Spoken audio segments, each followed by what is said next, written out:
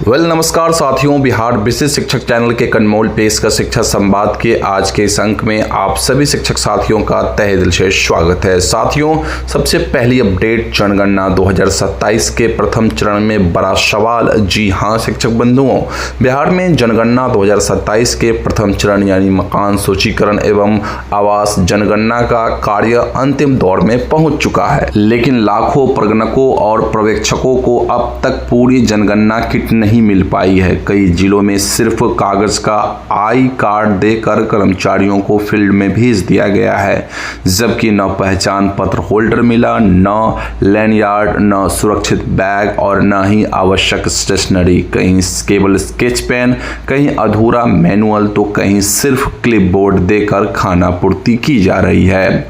Field staff का आरोप है कि सरकार द्वारा किट के लिए भारी बजट जारी होने के बावजूद सामग्री जमीन तक नहीं पहुंची, जिससे बड़े वित्तीय घोटाले या प्रशासनिक लापरवाही की आशंका गहरा गई है। प्रगणकों ने सुरक्षा, पारदर्शिता और किट वितरण की उच्च स्तरीय जांच की मांग करते हुए ORGI नई दिल्ली से विशेष ऑडिट कराने तथा सभी जिलों में जवाबदेही तय करने की मांग उठाई है। तो साथियों, आप किस जिला से इस वीडियो को देख रहे हैं और क्या आपके जिला में कर्मियों को जनगणना किट मिला है अथवा नहीं, इसकी जानकारी हमें कमेंट बॉक्स में जरूर बताएं, जो कि काफ़ी महत्वपूर्ण साबित हो सकता है। फिलहाल बढ़ते हैं नेक्स्ट अपडेट की ओर। अगली बड़ी अपडेट, बिहार के स्कूलों में अब होगी मिड डे मील की लैब जांच। जी हां शिक्षक साथियों, बिहार शिक्षा विभाग के मध्याह्न भोजन योजना निदेशालय ने पूर्णिया, अररिया, कटिहार और किशनगंज जिले के कुल 120 विद्यालयों में बन रहे पके पकाए मध्याह्न भोजन के गुणवत्ता जांच कराने का आदेश जारी किया है। निदेशक विनायक मिश्र द्वारा जारी पत्र के अनुसार दिल्ली की संस्थान Avon food lab private limited को भोजन के सभी निर्धारित आइटम का नमूना लेकर उसकी लैब जांच करनी होगी। विभाग ने स्पष्ट निर्देश दिया है कि रिपोर्ट में भोजन की गुणवत्ता, नमूना संग्रह की तिथि, विद्यालय का नाम और उस दिन का मेन्यू साफ साफ दर्ज किया जाए। 1 सप्ताह के भीतर जांच रिपोर्ट उपलब्ध करानी होगी, अन्यथा अस्पष्ट रिपोर्ट का भुगतान नहीं किया जाएगा। शिक्षा विभाग का कहना है कि जांच में दक्ष मानव बल और वैज्ञानिक प्रक्रिया का उपयोग अनिवार्य होगा, ताकि बच्चों को मिलने वाले भोजन की गुणवत्ता सुनिश्चित की जा सके। तो साथियों, इसी के साथ हम बढ़ते हैं नेक्स्ट अपडेट की ओर और जानते हैं अगली बड़ी अपडेट को।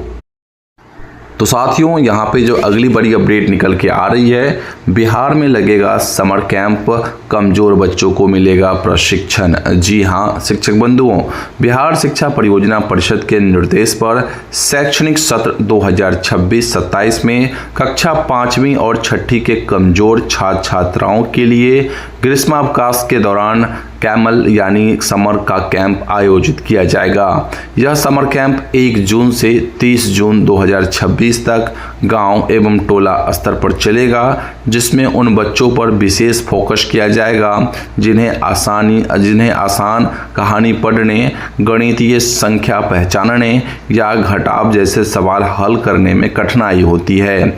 जिला पश्चिमी चंपारण बेतिया द्वारा जारी कार्यालय आदेश के अनुसार सभी शिक्षा सेवक, तालीमी मरकज कर्मी एवं मध्य विद्यालयों से चिन्हित 2 से 3 स्वयं सेवक प्रतिदिन 1 से 1.5 घंटे तक बच्चों को भाषा और गणित की विशेष कक्षाएं देंगे। स्वयं सेवकों को प्रथम संस्था एवं विभागीय अधिकारियों द्वारा प्रशिक्षण भी दिया जाएगा। प्रत्येक कैंप में 10 से 15 बच्चों को शामिल किया जाएगा तथा असर टूल के माध्यम से बच्चों का चयन होगा। शिक्षा विभाग का उद्देश्य बुनियादी पठन और गणितीय दक्षता को मजबूत करना है। वहीं बढ़ते हैं नेक्स्ट अपडेट की ओर। अधिकारी कर्मी 100 परिवार 2 दिन पर्यटन स्थल पर रहेंगे। जी हां शिक्षक बंधुओं, बिहार सरकार ने पर्यटन को बढ़ावा देने और ऐतिहासिक व प्राकृतिक स्थलों को पहचान दिलाने के लिए बिहार दर्शन योजना शुरू की है। सामान्य प्रशासन विभाग के अपर मुख्य सचिव डॉक्टर बी राजेंद्र के निर्देश अनुसार सभी अधिकारी और कर्मचारी हर 3 माह पर अपने गृह जिले को छोड़कर किसी अन्य जिले के पर्यटन स्थल पर सोमवार, शुक्रवार और शनिवार को सपरिवार 2 दिन एवं 1 रात प्रवास करेंगे। इस दौरान कम से कम 3 पर्यटन स्थलों का भ्रमण और रात्रि विश्राम अनिवार्य होगा। यात्रा के बाद अधिकारियों को फोटो, अनुभव, सुझाव और स्थल से जुड़ी रिपोर्ट संबंधित विभाग, डीएम या प्रमंडलीय आयुक्त को देनी होगी। सरकार ने कहा कि इस अवधि को सरकारी ड्यूटी माना जाएगा। साथ ही पर्यटन स्थलों पर हम होम स्टे जैसी सुविधाएं विकसित करने का भी निर्देश दिया जाएगा। तो साथियों, कंफ्यूजन अब यहाँ पर ये निकल के आ रहा है कि क्या इसके अंदर शिक्षक जो है बिहार के वो आते हैं अथवा नहीं। तो साथियों, मैं आपको बता दूं कि पत्र जो जारी हुआ है उसमें कहीं पर भी शिक्षा विभाग मेंशन नहीं है, लेकिन हाँ उसमें एक बात मेंशन है कि सभी विभाग के अपर मुख्य सचिव, मुख्य सचिव, तो इसमें शिक्षा विभाग भी शामिल हो सकता है। हालांकि इसमें अस्पष्टता है, कंफर्म कुछ भी नहीं है। मोस्टली लोगों का मानना है कि ये अधिकारियों के लिए है, पदाधिकारियों के लिए है, शिक्षकों के लिए नहीं है, बट इसमें अब भी कंफ्यूजन बनी हुई है। अगर तो ये शिक्षा विभाग के लिए भी होती है तो शिक्षा विभाग अपने स्तर से एक पत्र जरूर जारी करेगा जिससे ये स्पष्ट हो जाएगा कि शिक्षक जो है इस कैटेगरी में आएंगे अथवा नहीं। तो आपको वेट थोड़ा करना होगा। आने वाले समय में मैं आपको इसके बारे में पूरी स्पष्टता के साथ अपडेट दे दूंगा। फिलहाल हम बढ़ते हैं नेक्स्ट अपडेट की ओर। तो अगली अपडेट है, बिहार में शिक्षकों की छुट्टी पर 31 मई तक रोक। जी हां शिक्षक साथियों, आपने सही सुना। बिहार शिक्षा विभाग ने ग्रीष्मावकाश शुरू होने से पहले विद्यालयों में पढ़ाई प्रभावित होने की आशंका को देखते हुए 27 मई से 31 मई 2026 तक सभी शिक्षकों, शिक्षिकाओं और विद्यालय प्रधानों का आकस्मिक अवकाश रद्द कर दिया है। विभाग ने स्पष्ट निर्देश दिया है कि सभी शिक्षक अंतिम कार्य दिवस तक विद्यालय में अनिवार्य रूप से उपस्थित रहेंगे और छात्रों को विषयवार गृह कार्य देकर उसकी प्रविष्टि डायरी में सुनिश्चित करेंगे।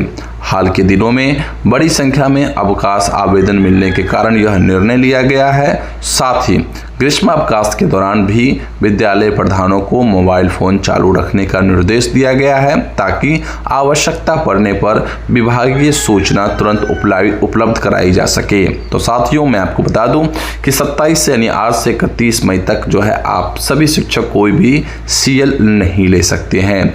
यहाँ तक कि किसी जिलों में तो एसएल को भी प्रभावित कर दिया है इस मामले में रखकर। तो देखना होगा साथियों, अब अलग अलग जिला है, अलग अलग निर्देश आपको मिले होंगे। अपने जिले के निर्देश के अकॉर्डिंग आपको चलना है। फिलहाल हम बढ़ते हैं नेक्स्ट अपडेट की ओर।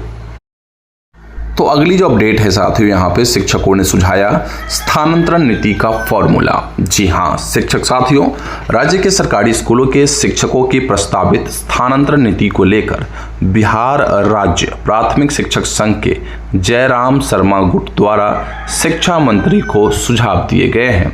इस गुट के प्रदेश सचिव आनंद मिश्रा द्वारा दिए गए ज्ञापन में स्थानांतरण नीति ऐच्छिक करने, स्थानांतरण गृह जिला व गृह प्रखंड में ही करने, शिक्षक, छात्र एवं विषयवार रिक्त स्थिति को स्थानांतरण करने, महिला एवं दिव्यांग शिक्षकों के हितों का ख्याल रखने, ग्रामीण या सुदूर क्षेत्रों के लिए अलग से भत्ता देने, शिक्षकों को कम से कम पदस्थापित विद्यालय में 3 वर्ष या 3 वर्ष सेवा अनिवार्य करने, प्रधान शिक्षक हो या प्रधानाध्यापक, इनका भी स्थानांतरण प्रखंड एवं गृह जिला में करने के सुझाव दिए गए हैं। अब इन सुझावों को शिक्षा विभाग और शिक्षा विभाग के अधिकारी कितने सिरे से लेते हैं ये तो आपको समय ही बताएगा, लेकिन कहीं ना कहीं शिक्षकों के द्वारा स्थानांतरण की जो नीति का फॉर्मूला है उसे विभाग को सुझाया गया है। और बढ़ते हैं हम नेक्स्ट अपडेट की ओर। तो अगली जो अपडेट यहाँ पे निकल के आ रही है साथियों, बिहार के स्कूल अब नीति आयोग मॉडल पर होंगे अपग्रेड। जी हाँ शिक्षक साथियों, बिहार में विद्यालयों की आधारभूत संरचना और शिक्षा गुणवत्ता को अब नीति आयोग के मॉडल पर विकसित करने की तैयारी शुरू हो गई है। शिक्षा मंत्री जल्द ही बांका जिले के वेलहर प्रखंड का दौरा कर वहां नीति आयोग के तहत हुए स्कूलों के कायाकल्प कार्यों का निरीक्षण करेंगे। आकांक्षी ब्लॉक कार्यक्रम के तहत स्कूलों में smart class, computer training, digital library, पेयजल, बालिकाओं के लिए अलग शौचालय और बिजली जैसी सुविधाओं को बेहतर बनाया गया है। साथ ही ड्रॉप आउट रेट कम करने पर भी विशेष फोकस किया गया। यह कार्य विभिन्न संस्थानों द्वारा CSR के माध्यम से कराया गया। शिक्षा मंत्री ने कहा कि बिहार सरकार भी बैंकों और अन्य संस्थानों के CSR फंड से सरकारी स्कूलों में बड़े स्तर पर विकास कार्य कराने की योजना बना रही है। इससे आने वाले समय में बिहार के जो विद्यालय की जो आधारभूत संरचना है और शिक्षा की जो गुणवत्ता है वो काफ़ी विकसित हो सकती है। फिलहाल हम बढ़ते हैं नेक्स्ट अपडेट की ओर।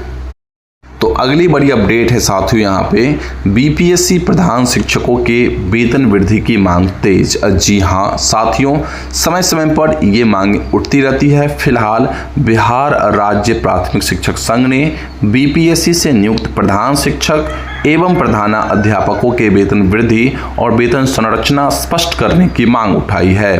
संघ अध्यक्ष द्वारा शिक्षा विभाग को भेजे गए ज्ञापन में कहा गया है कि विद्यालयों में प्रशासनिक पद पर कार्यरत प्रधान शिक्षकों को कई जगह उनके अधीनस्थ शिक्षकों से भी कम वेतन मिल रहा है, जिससे उनका मनोबल और कार्य क्षमता प्रभावित हो रही है। संघ ने मांग की है कि 2021 में नियुक्त प्रधान शिक्षकों एवं प्रधानाध्यापकों को केंद्रीय वेतनमान के अनुरूप वेतन वृद्धि दी जाए तथा वर्ष 2021 से 2026 तक कम से कम 6% की इंक्रीमेंट का लाभ मिले। ज्ञापन में यह भी कहा गया कि 2024 की नियमावली में वित्त विभाग से अनुमति के बाद वेतन निर्धारण की बात कही गई थी, लेकिन अब तक इस पर कोई निर्णय नहीं लिया गया है। तो देखना होगा साथियों कि कब तक प्रधान शिक्षकों और प्रधान अध्यापकों की जो वेतन में बढ़ोतरी होती है। फिलहाल अभी के लिए इतना ही काफ़ी साथियों, ये थी शिक्षा विभाग से निकली वो सारी अपडेट्स जो कि मैंने आपको इन्फॉर्म कर दी। बाकी अपडेट्स के लिए आप हमारे व्हाट्सएप चैनल को ज्वाइन कर सकते हैं, जिसका लिंक वीडियो के डिस्क्रिप्शन बॉक्स में आप जाके चेकआउट कर सकते हैं। बाकी साथियों, यहाँ पे आपको प्रत्येक दिवस इसी प्रकार के शिक्षा संवाद के माध्यम से सभी शिक्षा न्यूज़ मिलती रहती है, तो आप इस चैनल को अभी कभी सब्सक्राइब कर बेल आइकन प्रेस कर सकते हैं। बाकी हम मिलते हैं आपसे अगले वीडियो में, तब तक के लिए बने रहिए चैनल के साथ। जय हिंद।